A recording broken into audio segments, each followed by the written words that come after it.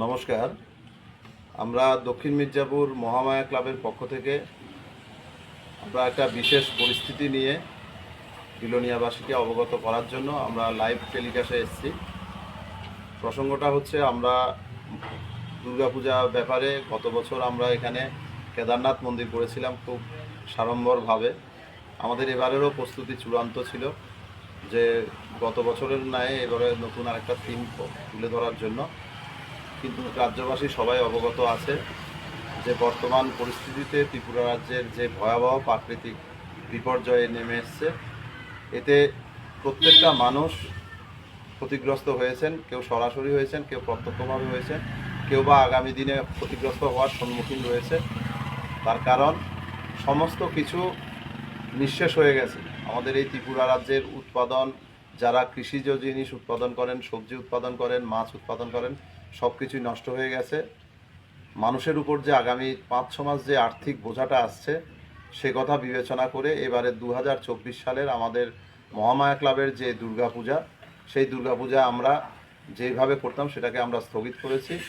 শুধুমাত্র নিয়ম রক্ষার জন্য আমরা ছোট্ট আকারে কারোর থেকে কোনো রকমের চাঁদা সংগ্রহ না করে নিজেরা ক্লাবের যারা এক্সিকিউটিভ মেম্বার সদস্যরা আছেন তাদের নিজেদের উদ্যোগে আমরা নিয়ম রক্ষার একটা পুজো মন্দিরে প্রাঙ্গণে আমরা করব, কিন্তু সেইভাবে সাড়ম্বরভাবে করছি না। কারণ আপনারা জানেন যে ধরনের প্রাকৃতিক দুর্যোগ এসছে, এই প্রাকৃতিক দুর্যোগ শুধু সরকারের পক্ষে মোকাবিলা করা সম্ভব নয়।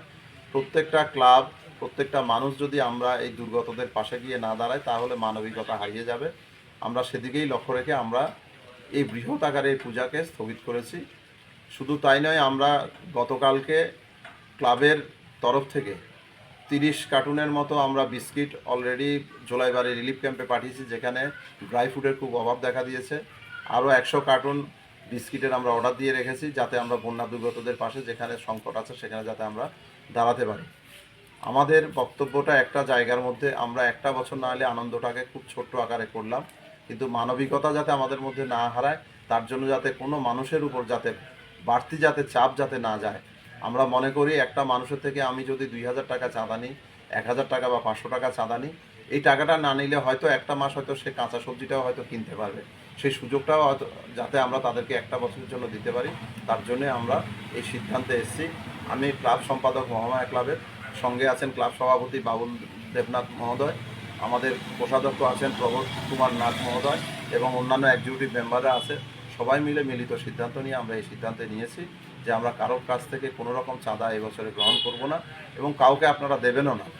আমরা প্রয়োজনে সেই টাকাটা একটা বন্যা দুর্গতদের পাশে গিয়ে যদি 50 টাকা, 100 টাকা, 2000 টাকা দেন, তারা সেখানে উপকৃত হবে। এই মানবিকতাটা এবছরের জন্য আপনারা দেখাবেন, এটাই আমরা ক্লাবের পক্ষ থেকে একটা বার্তা দিতে চাইছি। নমস্কার।